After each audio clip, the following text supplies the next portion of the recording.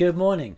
Welcome to our Wednesday morning assembly for Wednesday the 10th of June. How did you get on with last week's Spot the Difference?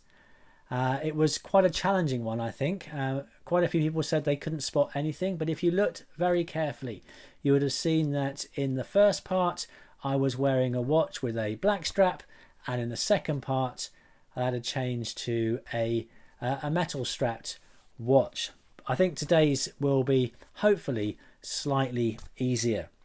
Last week we were looking at the story of Pentecost, when God sent the Holy Spirit and the Holy Spirit came on the disciples.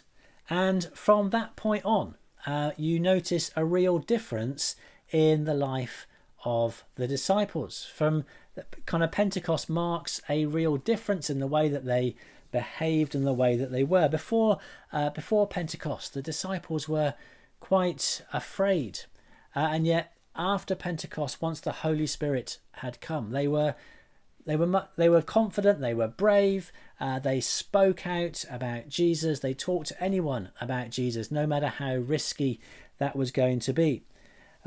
Before Pentecost, they doubted some of the things that Jesus said, and yet after Pentecost, once the Holy Spirit had come, they were able to perform all sorts of miracles that they'd only seen Jesus doing before. So, what happens next in the life of Peter? Well, we're going to pick up the story again from this book, Diary of a Disciple, Peter and Paul's story. This book is by Scripture Union, and we're going to pick up the story. This is just a few days after the story that we looked at last week. So a few days later, Peter and John were on their way to the temple when they saw a man who couldn't walk being carried inside on a mat. It turned out that this man had never been able to walk because his legs didn't work properly. Every day he was carried into the temple and left in places where he could just sit and beg for money.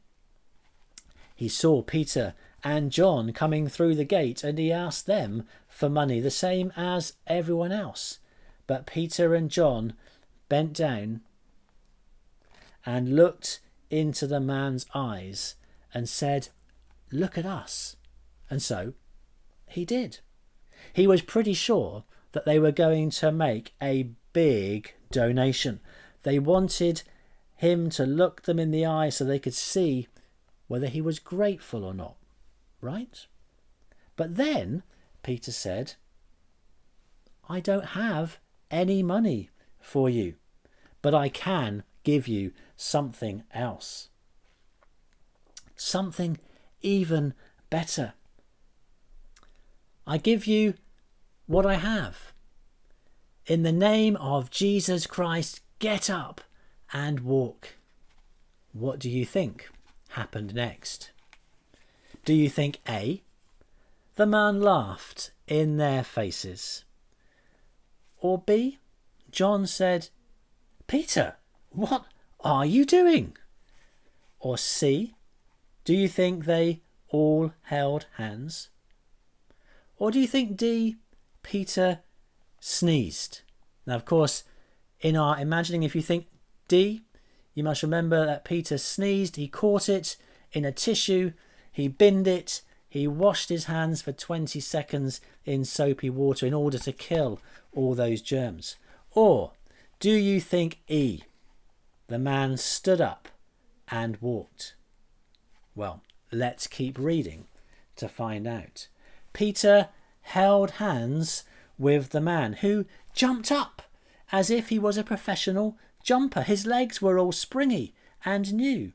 He couldn't believe what had happened. He ran into the temple, and Peter and John were running behind him, and the man was shouting, and he was saying thank you to God for healing him. Everyone in the temple recognized him. After all, they'd been walking past him and throwing money at him every day for years and years. But now he was walking on his own 2 feet. Whoa!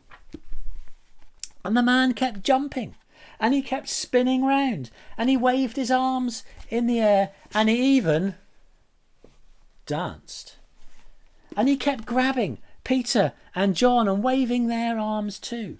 And people started to form a crowd. They kept staring at the man, trying to reach in and poke his legs. They wanted to see what had happened. They wanted to know how he had been healed.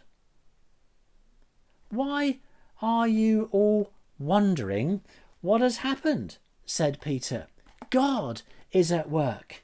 It's Jesus."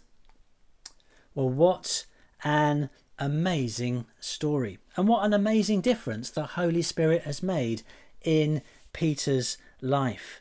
Remember, just a few weeks ago, he was scared and denied even knowing Jesus, and yet now here he is right in the middle of the temple telling crowds of people about Jesus, right under the noses of the same authorities that had Jesus arrested and killed.